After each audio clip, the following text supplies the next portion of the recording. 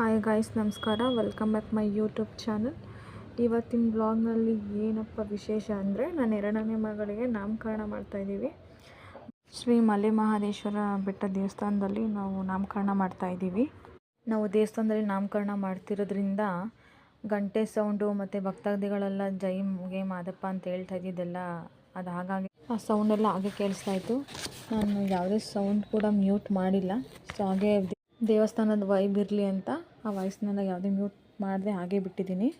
ಈಗ ನಾಮಕರಣ ಶಾಸ್ತ್ರ ಸ್ಟಾರ್ಟ್ ಆಗ್ತಾಯಿದೆ. ಈ ಸಿಹಿಯಾದ ಕ್ಷಣವನ್ನು ನಿಮ್ಮೊಂದಿಗೆ ಶೇರ್ ಮಾಡ್ತಾಯಿದ್ದೀನಿ. ಪ್ಲೀಸ್ ಕೊನೆವರೆಗೂ ನೋಡಿ.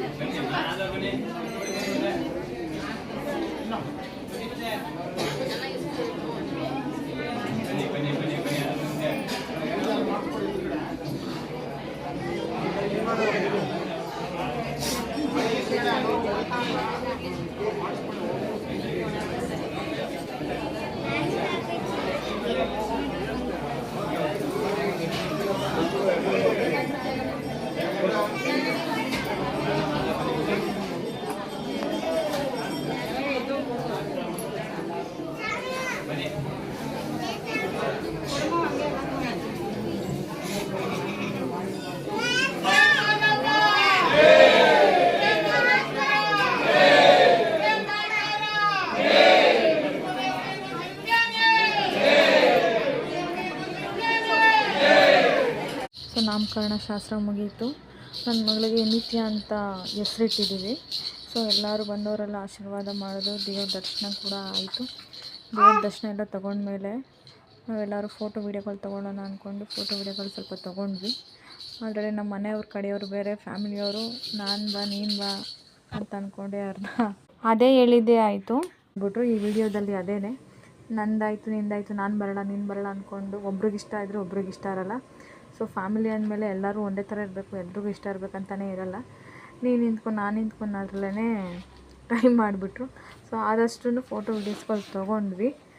ಸೊ ಕೊನೆಗೂ ಫೈನಲಿ ನನ್ನ ಮಗಳಿಗೆ ಹೆಸರಿಟ್ವಿ.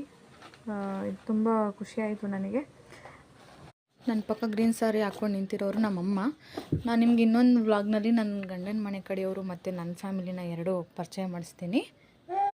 ಐ ಹೋಪ್ ಈ ವಿಡಿಯೋ ನಿಮ್ಗೆ ಇಷ್ಟ ಆಗಿದೆ ಅಂದ್ಕೊತೀನಿ. ಈ ವಿಡಿಯೋ ನಿಮ್ಗೆ ಇಷ್ಟ ಆಗಿದ್ದರೆ ಪ್ಲೀಸ್ ಲೈಕ್ ಮಾಡಿ, ಶೇರ್ ಮಾಡಿ, ಕಮೆಂಟ್ ಮಾಡಿ. ಪ್ಲೀಸ್ ನನ್ನ ಚಾನಲ್ನ ಸಬ್ಸ್ಕ್ರೈಬ್ ಮಾಡಿ, ಹೀಗೆ ನನಗೆ ಸಪೋರ್ಟ್ ಮಾಡಿ. ಮತ್ತು ಮುಂದಿನ ವ್ಲಾಗ್ನಲ್ಲಿ ಭೇಟಿಯಾಗೋಣ. ಅಲ್ಲಿವರೆಗೂ ಟೇಕ್ ಕೇರ್, ಬಾಯ್ ಬಾಯ್.